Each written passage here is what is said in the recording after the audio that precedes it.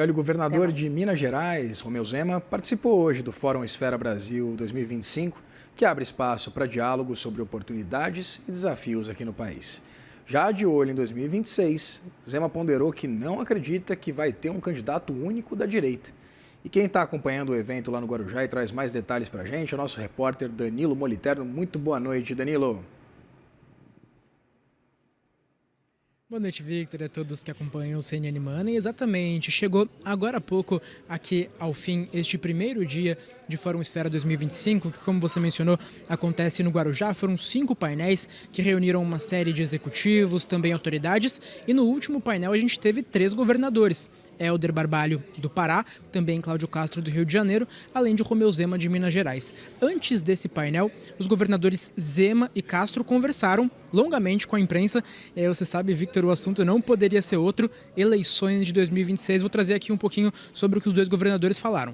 Primeiro, Romeu Zema, como você já traz essa informação, a nossa notícia, nosso lead por aqui, quando questionado sobre a possibilidade de a direita ter um candidato único à presidência em 2026, Romeu Zema indicou que esse seria o cenário ideal, mas que não acredita nessa possibilidade. E indicou como obstáculos a este cenário questões, e aí eu abro aspa para Romeu Zema, questões partidárias, pessoais e de ego.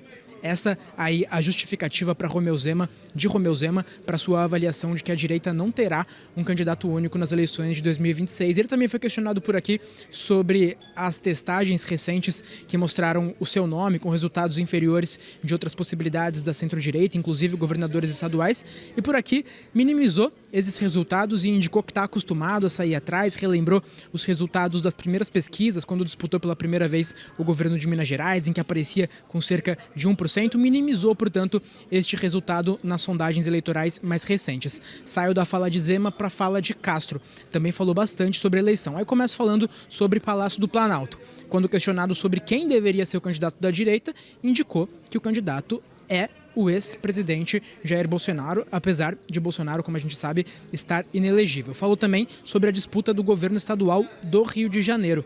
Aí Castro indicou que o nome para sucedê-lo nessa disputa pelo Palácio Guanabara já está consolidado e é o de Rodrigo Bacelar, que é o atual presidente da Assembleia Legislativa do Estado do Rio de Janeiro. A Alerj indicou que Rodrigo Bacelar já está maduro e, portanto, há um consenso no seu grupo político de que irá disputar o Palácio Guanabara para ser o seu sucessor no governo do Rio de Janeiro. Falou também sobre o seu futuro político. Indicou que ainda analisa pesquisas, ainda analisa cenários, que não quer dar um passo à frente e acabar atrapalhando a sua reta final de trabalho no Palácio Guanabara, mas indicou que caso vá disputar algo em 2026, será uma cadeira no Senado Federal. Victor.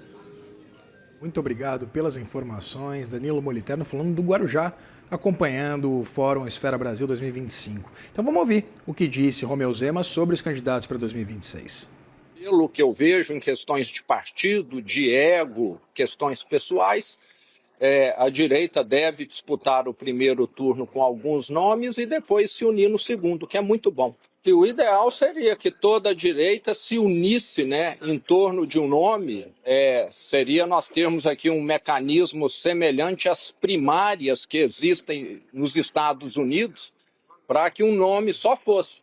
Mas devido termos essa quantidade de partidos, candidatos que se colocam como candidatos, assim, eu tenho certeza da minha capacidade. O cenário que eu visualizo nesse momento, lembrando que está muito longe, é que nós vamos ter 2, 3, 4 candidatos pela direita.